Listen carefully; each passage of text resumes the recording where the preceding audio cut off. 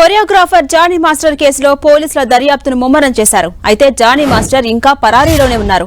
ఇప్పటికే Johnny master పై 376, 323, 506 sections తో పాటు ఫోక్సో కింద కేసులు నమోదు చేశారు పోలీసులు.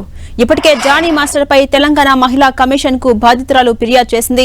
బాధితురాలికి రక్షణ కల్పించాలని పోలీసులను మహిళా కమిషన్ ఆదేశించింది. గత 6 ఏళ్లుగా తనని జానీ మాస్టర్ లైంగికంగా వేధించారంటూ ఆరోపిస్తున్నారు బాధితురాలు. దీంతో జానీ మాస్టర్ పై మహిళా సంఘాలు బక్కుమంటున్నాయి. తెలంగాణ మహిళా కమిషన్ ను కలిసి జానీ మాస్టర్ పై చర్యలు తీసుకోవాలని కోరాయి మహిళా సంఘాలు.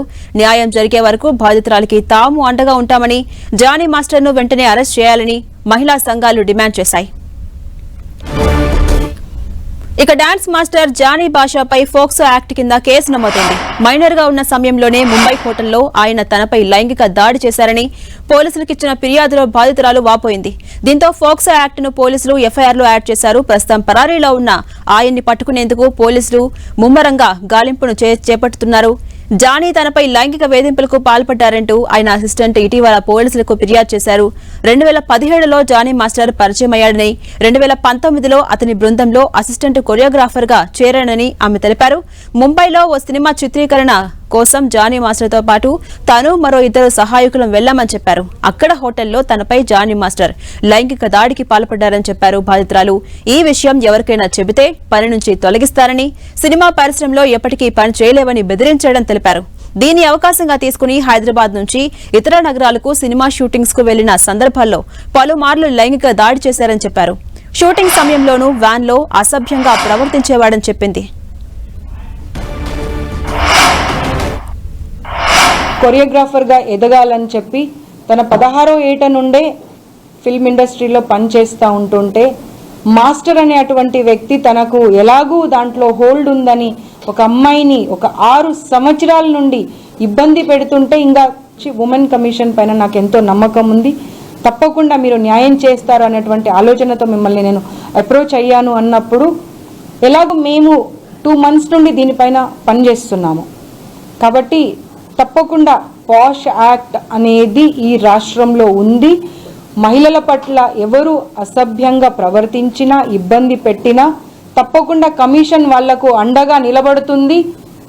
వాళ్ళ నుండి మేమున్నాము అనే ఒక భరోసా, ఒక ధీమా ఇవ్వడానికి బయటకు రావడం జరిగింది. ఇదే అంశంపై మరింత సమాచారం మా ప్రతినిధి సునీల్ అందిస్తారు. సునీల్, లైంగిక ఆరోపణలు ఎదుర్కొంటున్నటువంటి జానీ మాస్టర్ చుట్టూ ఉచ్చుబిగిస్తోంది. అటు పోలీసులు జానీ మాస్టర్ కోసం వెతుకుతున్నారు, ఇటు బాధితురాలు మహిళా కమిషన్ ను ఆశ్రయించింది. మొత్తానికి ఇప్పుడు జానీ మాస్టర్ ఎక్కడ అనేది హాట్ టాపిక్ గా మారింది. జానీ మాస్టర్ కోసం గాలింపు చర్యలు ఎంతవరకు వచ్చాయి? ఓవరాల్ గా అప్డేట్స్ ఏంటి ఇప్పటి వరకు? తెలంగాణ తెలుగు చలనచిత్ర పరిశ్రమలో మరో వివాదాస్పదంగా మారినటువంటి కొరియోగ్రాఫర్ జానీ బాషా కేసులో పోలీసులు దర్యాప్తు ముమ్మరం చేశారు. ఇప్పటికే అతని కోసం 4 ప్రత్యేక బృందాలుగా పోలీసులు గాలింపు చర్యలు చేపట్టారు. అయితే మనం చూడొచ్చు, మహిళా కొరియోగ్రాఫర్ మీద లైంగిక దాడికి పాల్పడ్డాడు అనేక సార్లు అంటూ కూడా ఇప్పటికే మహిళ పోలీసులకు ఫిర్యాదు చేసింది.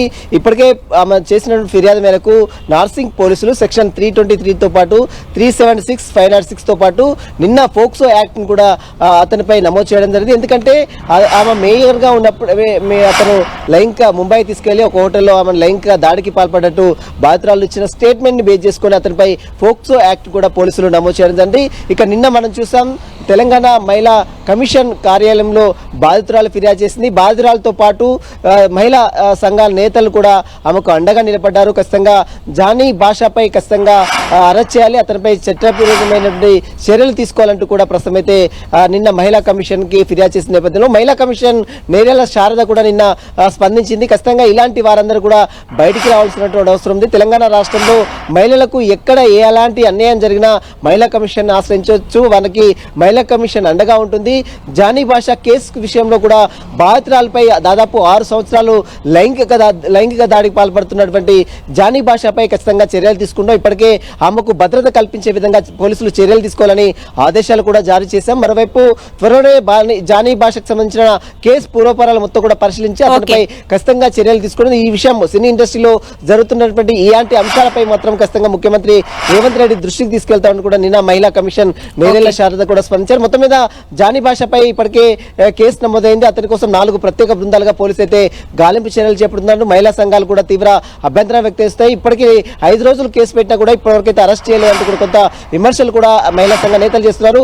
ఇక అతని కోసం మాత్రం 4 బృందాలుగా పోలీసు అయితే గాలింపు చర్యలు అయితే చేపడుతున్నారని చెప్పవచ్చు. Right, thank you Sunil.